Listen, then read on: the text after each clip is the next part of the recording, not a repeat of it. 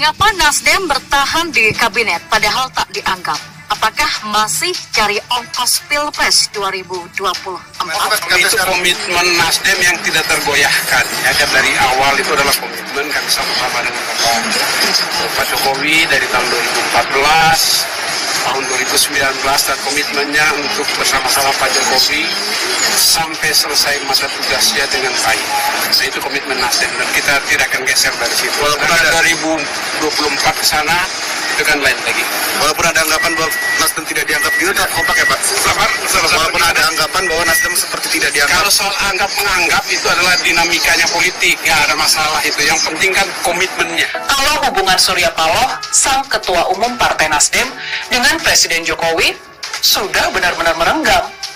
Sudah berkali-kali Jokowi dengan gaya Jawanya yang halus dan penuh simbol menunjukkan ketidakharmonisannya sama Nasdem.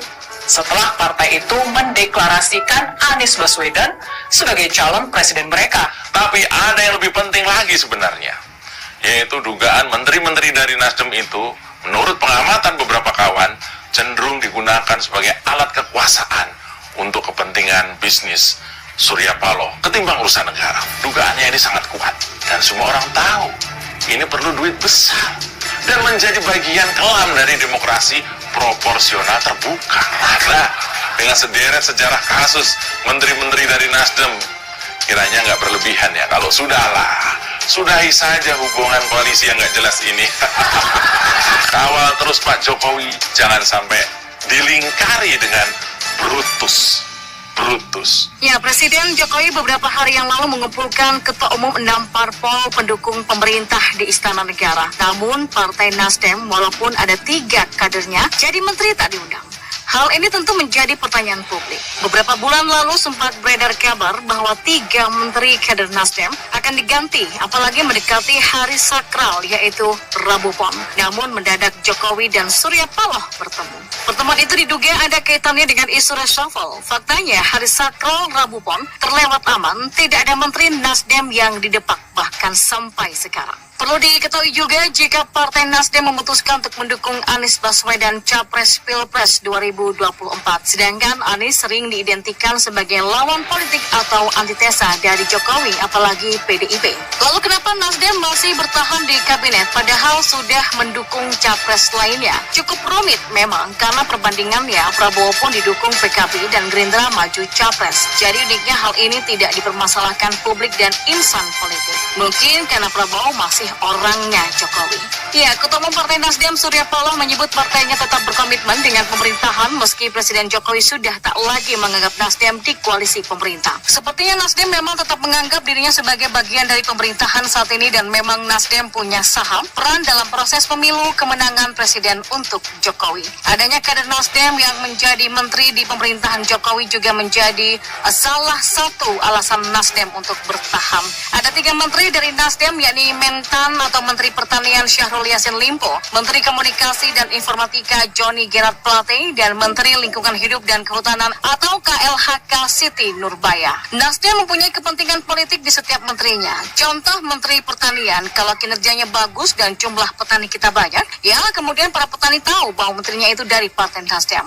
Maka diharapkan bahwa pemilih akan memilih Partai Nasdem karena senang dan puas dengan kinerja Menteri Pertanian. Lalu apa Menteri Informatika yang beberapa waktu lalu mengeluarkan kebijakan besar memindahkan siaran TV analog ke digital. Kebijakan ini pun juga cukup sukses. Masyarakat luar sudah banyak menggunakan set-top box dan hasilnya juga memuaskan. Maka dengan segala pro dan kontranya, kebijakan ini bisa dibilang cukup berhasil. Apalagi waktu mematikan nasional TV analog pun terus diundur. Nasdem tidak punya kewajiban untuk keluar dari kabinet. Ya, Nasdem sepertinya menganggap koalisi pada pemilu 2024 tidak harus koalisi pemerintah hasil pemilu 2019. Asal Jokowi tidak mengeluarkan Partai Nasdem dari pemerintahan, maka Nasdem sendiri tidak merasa punya kewajiban untuk keluar. Pilpres dan pemilu hanya memilih wakil rakyat dan pemimpin kita selanjutnya. Jangan sampai malah memancing keributan. Ya, justru pemilu harus memupuk persaudaraan dalam perbedaan. Karena siapapun presiden dan wapresnya nanti, mereka adalah pemimpin kita semua masyarakat Indonesia, bukan hanya bagi para pendukungnya saja. Disharmonis Krisis terjadi di elit politik karena memang perbedaan pandangan politik. Seperti yang terjadi di antara kedua tokoh ini, hubungan Ketua Umum Partai Nasdem Surya Paloh dan Presiden Jokowi yang semakin renggang menjelang Pilpres 2024. Hal ini dinilai publik karena memang melihat dan menganalisa pertemuan dari Menko Marves, Luhut Binsar Panjaitan dan Ketua Umum Partai Nasdem Surya Paloh pada Jumat 5 Mei kemarin. Ya, peristiwa itu menandakan bahwa kerenggangan hubungan antara Presiden Jokowi dan Surya Paloh semakin nyata menjelang Pilpres 2024 mendatang. Pintu komunikasi politik Surya Paloh secara langsung kepada Presiden Jokowi tampaknya memang semakin sempit.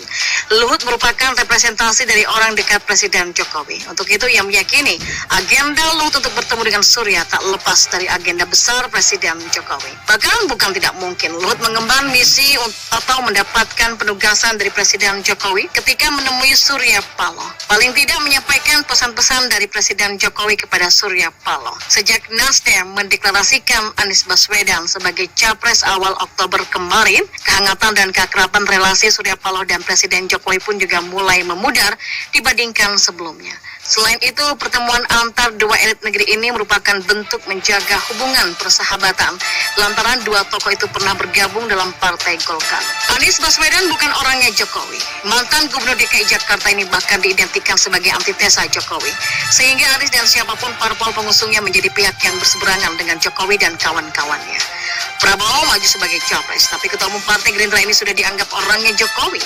Jadi parpol pendukung Prabowo capres masih dianggap berada di pihak yang sama dengan pemerintah. Dan Partai Nasdem tentu saja di bawah komando Surya Paloh telah memutuskan mengusung Anies untuk capres. Otomatis Surya Paloh berada di luar koalisi Jokowi di 2024 nanti. Dan masih bercokolnya 3 Menteri Nasdem sebagai Menteri Jokowi sebagai apresiasi jika Nasdem punya peran yang besar dalam memenangkan Jokowi capres di Pilpres 2019 lalu. Dalam politik, perubahan peta politik dari waktu ke waktu merupakan sesuatu yang wajar. Lawan jadi kawan, kawan jadi lawan merupakan hal yang biasa dan normal dalam politik.